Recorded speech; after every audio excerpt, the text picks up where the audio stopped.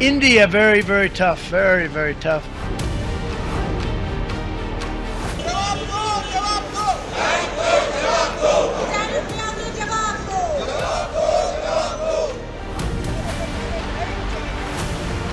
Trump के tariff action का भारत की राजनीति में रिएक्शन साफ दिख रहा है। कांग्रेस टेरिफ पर सरकार को घेरने का कोई मौका नहीं छोड़ रही। संसद भवन से एक लाइन बनाकर निकल रहे इन सांसदों की एक ही मांग थी, वो ये कि सरकार सदन में आकर टेरिफ पर जवाब दे। कल राहुल गांधी ने भी सदन में इस मुद्दे को उठाया था।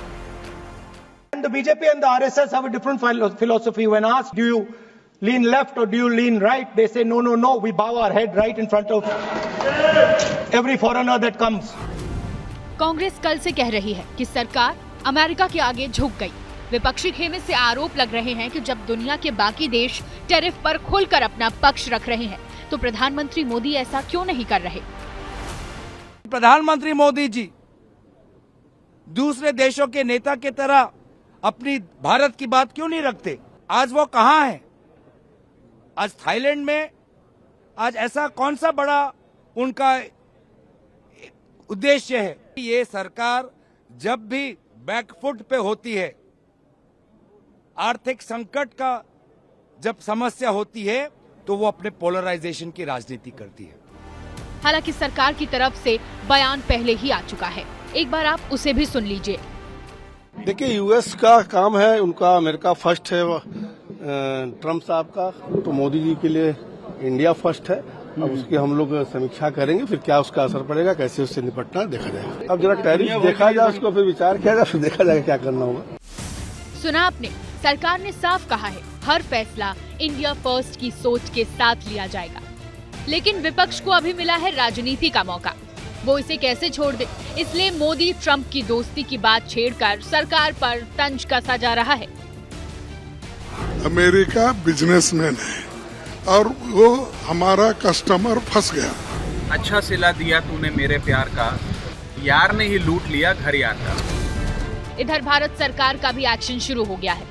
अमेरिका के टैरिफ से भारत को क्या फर्क पड़ेगा, ये जानने के लिए 4 कैबिनेट मंत्रियों की एक कमेटी बनाई गई है। पीयूष गोयल की अगुवाई वाला वाणिज्य मंत्रालय इस कमेटी को लीड करेगा। माना जा रहा है कि ये कमेटी ट्रेडर्स, ब्रोकरेज फर्म और कंपनियों के मालिकों से बात करेगी, उनकी समस्याओं को समझेगी, फिर आगे निर्णय लिया जाएगा। दुनिया की बड़ी ब्रोकरेज फर्म मानती है कि टैरिफ से भारत के टेक्सटाइल एक्सपोर्ट पर असर पड़ेगा, जिसकी वैल्यू 6,82,000 करोड़ की है। इसके साथ अमेरिका में भारत के कपड़े, इलेक्ट्रॉनिक्स के सामानों का बाजार भी मंदा हो सकता है।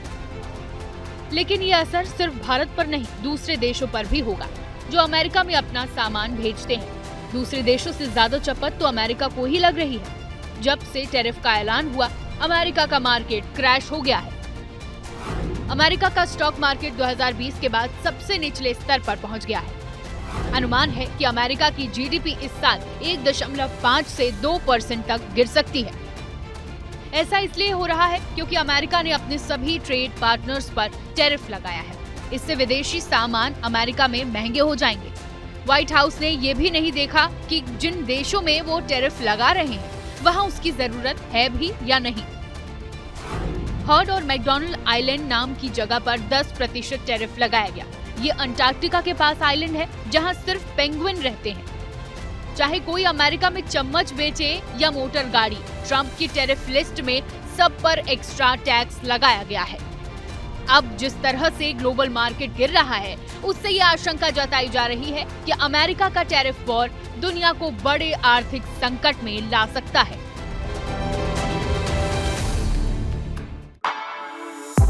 For exclusive and insightful videos, subscribe to our new channel ABP Live Premium. For exclusive and insightful videos, subscribe to our new channel ABP Live Premium.